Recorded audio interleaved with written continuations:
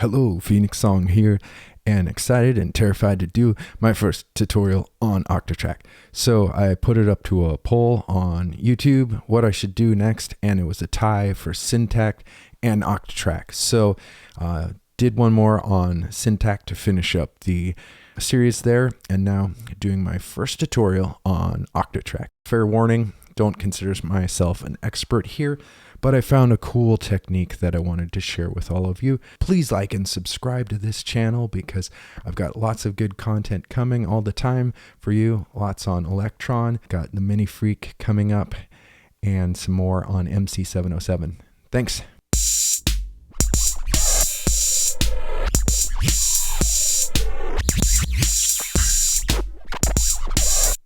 This is a technique, I'm sure it's probably on some other tutorial somewhere, but most of those are really long tutorials, and I'm going to try to keep this one short, a DJ style scratch without having to have two turntables and a microphone. You map the scenes to do something cool, and I'll show you what that is. So I think it's this one here. Yep. So the trick would be is over here on this track is just a beat that's going to be playing constantly.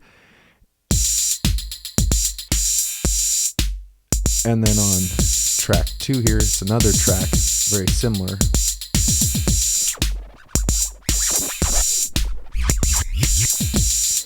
And so let's go into how to do that. So you hold down B or A, and then say that you don't have any other scenes. This would be the default one.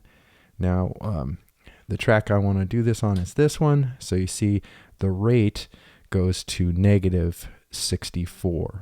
And normally it's up to +63.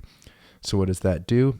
Normally at the rate of 63, it's full speed ahead, and at -64, it's full negative speed. So it would be playing the track in reverse. So what it does when you assign that to the crossfader is it gives you the ability to scratch the track by going backwards and forwards through time, I guess. That's probably science fiction. It's something else. So let's go, I want to keep it pretty short here, but let's mute that other track. That's the main beat. That'll be consistent, and we'll just be playing this one track here and mess around with it to show why it might sound like a scratch. Okay, so that's about maybe half the rate, and this is about 0, and then this is full negative speed, so you're going in it's basically reverse.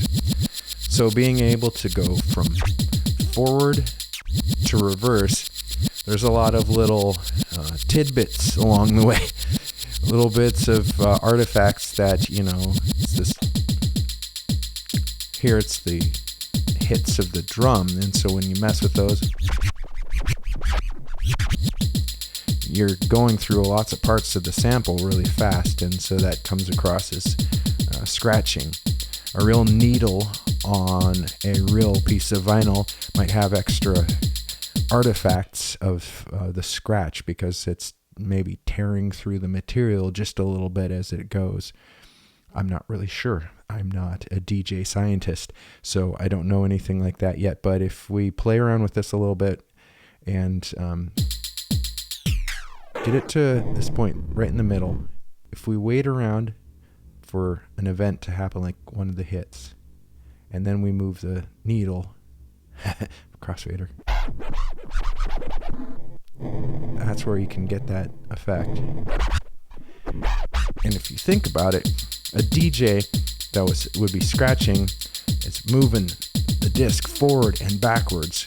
So they are kind of doing like this, and they're going through the positive and negative time flow of the track. And so that's what we're doing here with the sample. It just might sound a bit different because it's not going on real vinyl, but it's a pretty cool effect. You know, I've got lots of other groove boxes. I've been trying to do this effect on other things, and it doesn't work like this. So this one's the best one I've got in my arsenal right now. but also one other thing that we can do with this technique. So again, real quick, yeah, you just hold down your scene and you would take the rate.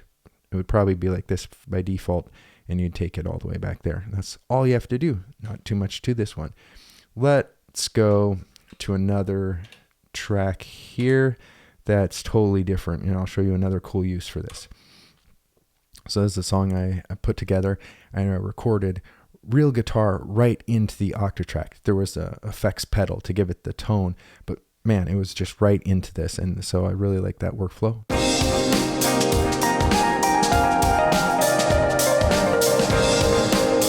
So some drum tracks. I've mapped one of these guitars to doing the crossfader.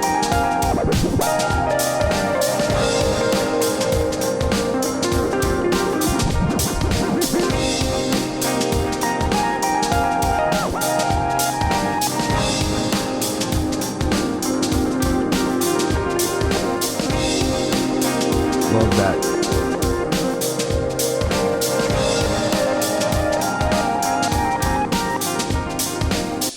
That's just a really cool other use for it.